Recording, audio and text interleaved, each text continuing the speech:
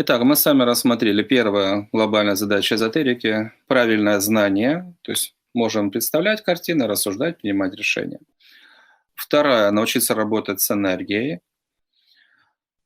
Третья задача, хотя последовательность, наверное, не столь важна, но следующее, что нужно освоить — это техники развития.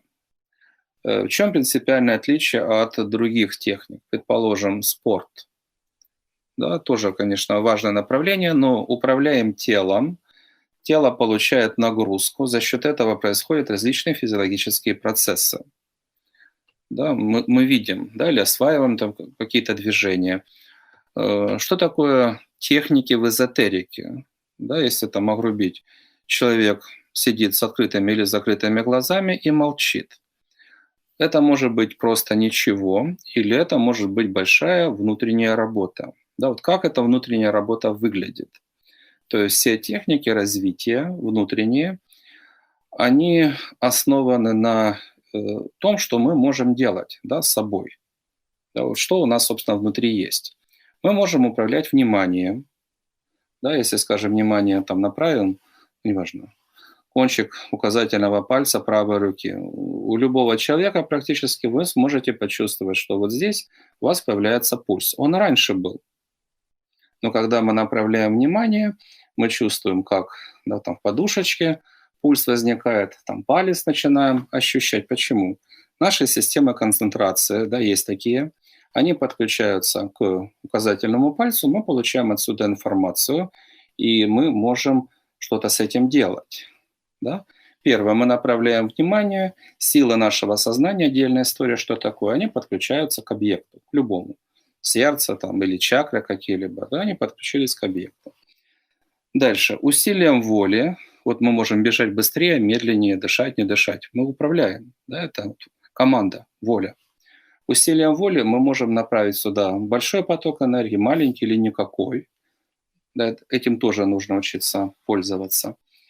Чтобы что-то происходило, мы даем команду. Вот, скажем, там болезнь какая-то возникает, алгоритм сам обнаруживает те или иные вирусы и пытается бороться, запускаются сложные механизмы, о которых мы даже, может быть, и не думаем. Но если мы говорим о командах, да, вот, скажем, мы произносим то, что мы хотим. Там, я восстанавливаю кожу, там, залечиваю рану или разрушаю страх. Сознание понимает, да, что мы хотим, формирует определенные там, программы, определенные энергии, да, создает, направляет силы, там, те или иные нашего сознания, подробно изучаем на занятиях, чтобы выполнить программу, скажем. Я разрушаю страх, да, пока он не исчезнет. Я усиливаю бесстрашие, пока мы его не ощутим. Да? Если мы понимаем, как это работает, у нас есть соответствующие теоретические основы, мы правильно выполняем что-то технически, мы получаем результат. Поэтому вот основные инструменты, с помощью чего мы что-то делаем в себе, да, в своей душе, в чакрах, в физическом теле в том числе, мы направляем внимание, мы управляем волей, мы произносим команды. И четвертое, мы представляем. Образ, картинка — это тоже команда управления. Представляем, предположим, поток света входит через макушку внутрь нас. Если сознание способно выполнить эту команду, оно может быть больным, сломанным или открытым. Способно, значит, подключаемся к источнику света, наполняем себя изнутри светом. Да, представляем, что там я разжигаю там сахасрару или атман. Если все в порядке, то мы ощущаем там огонь, и дальше тепло по телу идет, там глаза начинают сиять. Да, это все делается с помощью команд управления.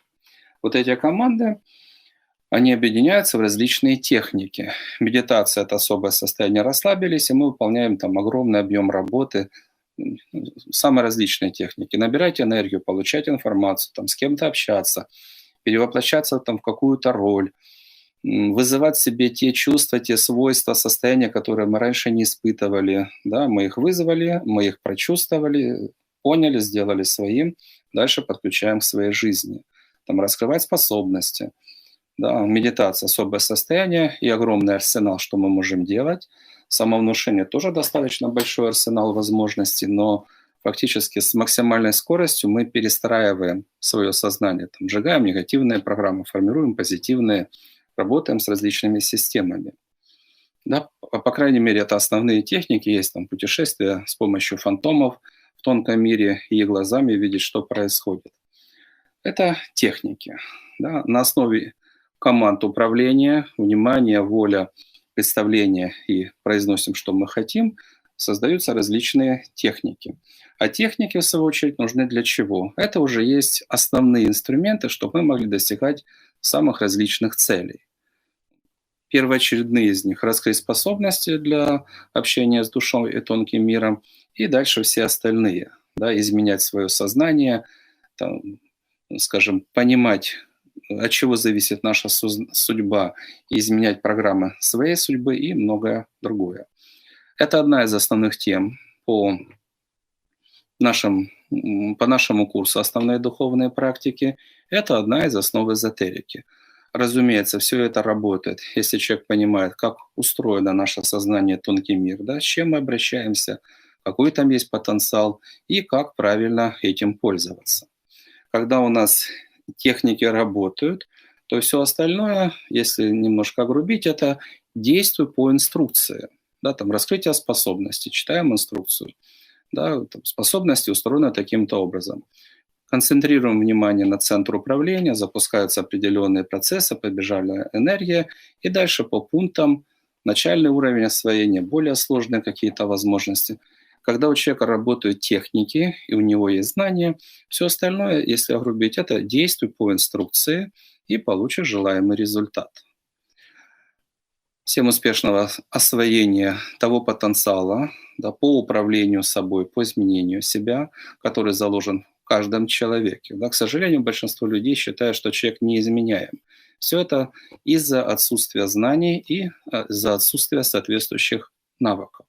Конечно, хотелось бы, чтобы все люди шли к совершенству, и чтобы потенциал, который каждому задан изначально, огромный, да, чтобы он был максимально полностью раскрыт и реализован. Успехов!